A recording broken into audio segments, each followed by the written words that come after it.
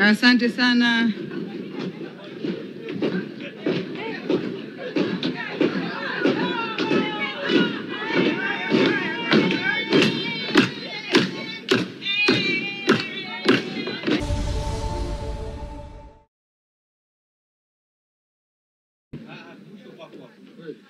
Mheshimiwa Mwenyekiti, nakushukuru sana na mimi kwa kunipa nafasi ya kuchangia kwenye hotuba ya bajeti ya wizara hii muhimu ya maendeleo ya jamii, jinsia na makundi maalum.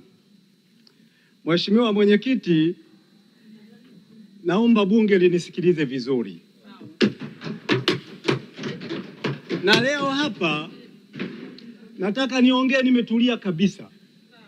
Hapa na Biblia na hapa na masahafu.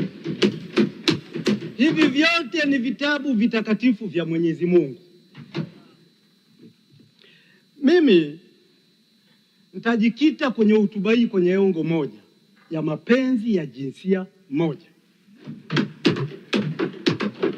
Mheshimiwa Mwenyekiti, kila nikitazama hotuba za Mheshimiwa Rais anapohutubia, akifika kwenye engo ya mmomonyoko wa maadili, unamtazama yule mama usoni, unaona sura yake ina huzuni kwa sababu ya kinachoendelea kwenye taifa letu.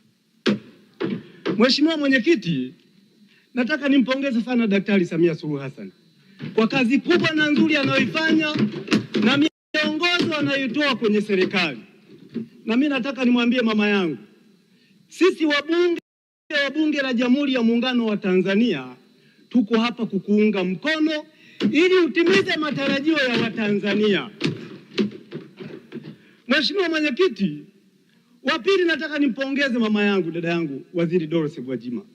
Mama, unafanya kazi nzuri sana. Na mimi toka nimekufahamu sijawahi kukuona umeweka hata wigi.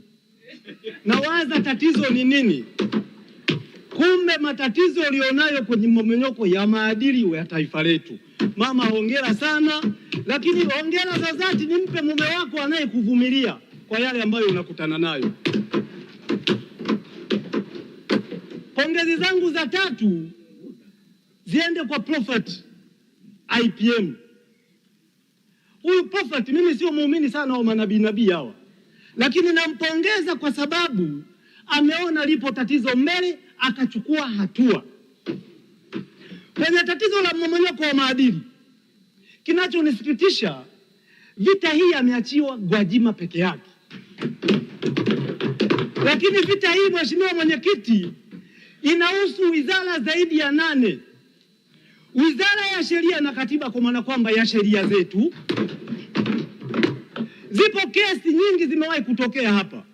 Hawa watu wanaofanya matendo kama haya wakipelekwa mahakamani wanashinda kesi zile, na wakili anasimama kwa kujimwambafai kabisa eti hoja iliyokuwepo ni kwamba mtu ameingiliwa kinyume cha maumbile, na kuingiliwa kinyume cha maumbile haieleweki ni nini.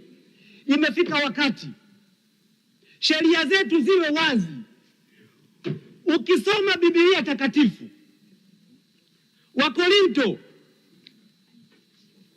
Wakorinto wa kwanza, Mheshimiwa Mwenyekiti, na nukuu, ukienda kwenye Walawi, unaanza na Walawi 20 mstari wa 13. Walawi inasema mtu alalaye na mume kama vile amelala na mwanamke, wote wanafanya machukizo na wanafaa kuuawa. Hakika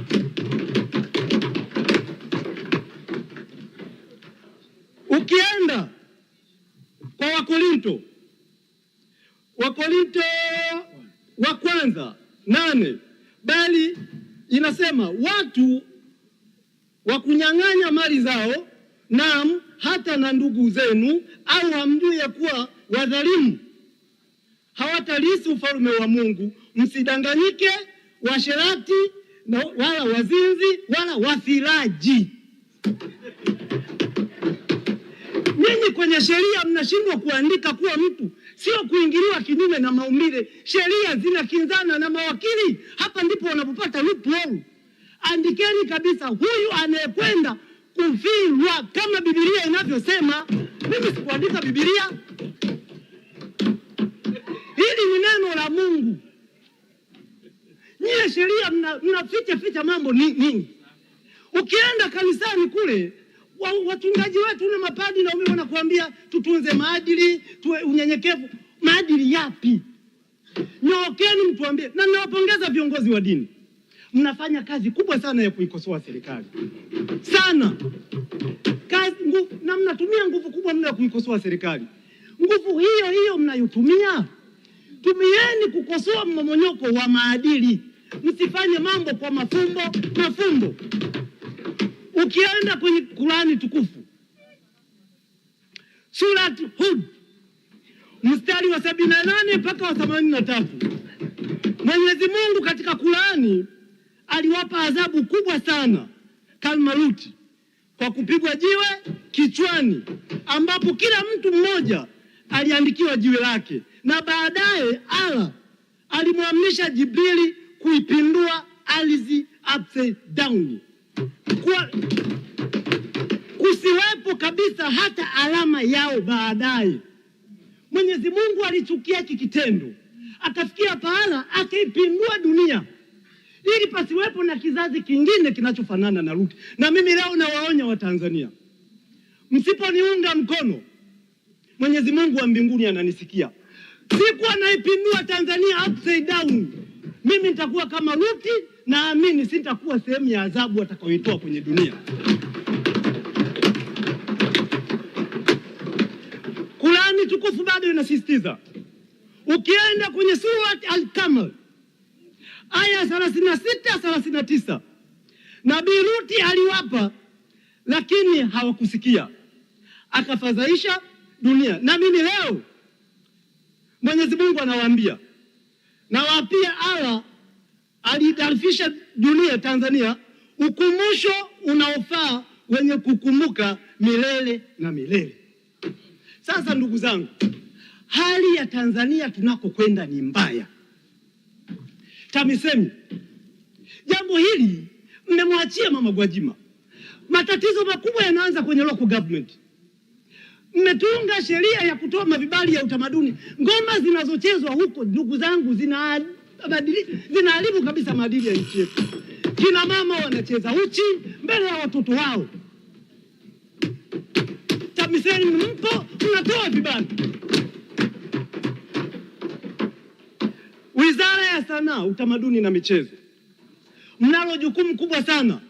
Sasa hivi kumezuka madesigner. Na mambo haya, Mheshimiwa Mwenyekiti, zikipungua kidogo niongeze tu kidogo. Mambo kwa sababu nina kazi ya kulikomboa taifa. Mambo haya yanaanzia mbali. Wasanii wetu wakubwa, ma celebrity, sasa hivi wanavishwa vinguo vya kike kama vinaitwa crop top, sijui crop top. Sisi tuliotoka Katavi, ukitazama Mtanzania mkubwa kabisa, msanii mkubwa amevaa kale, sisi tunajua ni blouse. Hawa watu huwa wanawaandaa watu kisaikolojia ili tatizo linaloendelea lionekane ni la kawaida. Ifike pahala wasanii sasa hivi tunao waigizaji wengi sana wa kike. Hakuna sababu ya mtoto wa kiume kuweka matako. Hakuna sababu ya mtoto wa kiume kutinda nyusi na kupaka wanja. Ifike pahala vitendo hivi Wizara ya Sanaa, Utamaduni na Michezo ichukue hatua. Mambo ya ndani, Mama Gwajima anafanya kazi kubwa. Kazi ya kuchunguza na kuchukua hatua na kukamata ni yenu. Mnashindwa nini? Na hapa mimi ndipo ninapopata shida. Na mimi niwaombe, nimesikia kuna watu sijui wasionekana. Mimi nataka niwaombe wale wasionekana, fanyeni kazi ya kulisaidia taifa. Chukueni hawa ili taifa hili libaki salama. Wizara ya Elimu, mnalo jukumu kubwa la kuhakikisha maadili kwenye shule zetu yanasimama. Wizara ya Mawasiliano, huko kwenye mitandao ni balaa. TCRA sijui hata mnafanya nini. Kuna shida zimetokea. Sasa hivi kuna siku nimeona Waziri Gwajima anatoa notes Eti punga nalo linamjibu. TCRA mpo. Waziri anajibiwa na punga, TCRA mnaiona ile account inatembea na nyinyi mpo. Haiwezi kuwa nchi ya namna hii. Nchi haiwezi kwenda hivyo, serikali lazima iheshimiwa. Na mimi nataka niwaambie, hili tatizo mheshimiwa waziri. Mimi waziri mkuu yuko hapo, nataka nipendekeze. Tatizo hili tukimwachia Mama Gwajima peke yake hataliweza. Serikali tuamue kutengeneza taasisi kama taasisi ya kupambana na madawa ya kulevya kwa ajili ya kupambana na mmomonyoko wa maadili kwenye taifa letu. Otherwise tutakuwa tunapiga makitani tu hapa. Niwaombe sana Watanzania.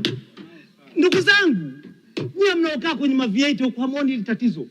Ukipita mtaani kwa vitoto vidogo kwenye hizi ngoma, na zamani ndugu mheshimiwa Liziwani huko hapa. Sisi tunaotoka Bala kule tulikuwa tunajua hizi ngoma zenu hizi za Kizalamu za Kipwani zinachezwa na wanawake na wanaoalika ni wanawake.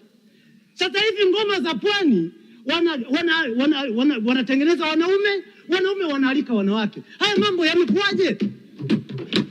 Mheshimiwa Liziwani na wenzio watu wa Pwani na Ulega, mmebadilisha utaratibu? Hebu mtusaidie sisi washamba tunaotoka Katavi. Hizi ngoma zenu za Pwani, sijui kibao kata, sijui Mheshimiwa na kuongezea dakika 2. Asante sana mheshimiwa.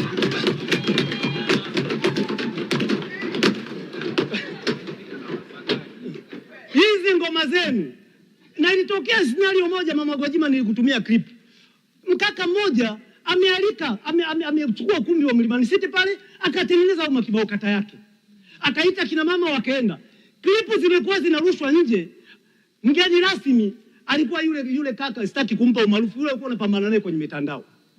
Nataka niwaambie, tukiacha taifa hili hivi linavyokwenda na kuacha watu wanajiposti kwenye mitandao kuonekana kwamba eti mtu akiwa ana mambo ya kike eti ni kufanikiwa, hawa watoto wanaokuwa wakitazama kwenye mitandao watakubaliana na hiyo hali kuwa ukiendeleza na vitendo vya ushoga ni kufanikiwa.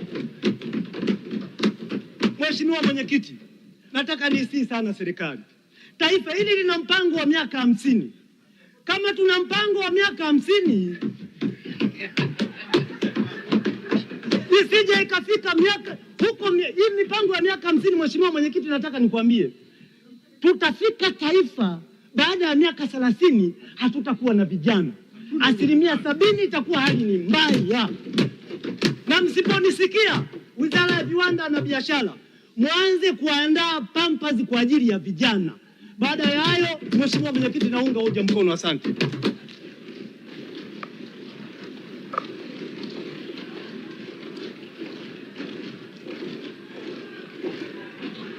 Asante sana.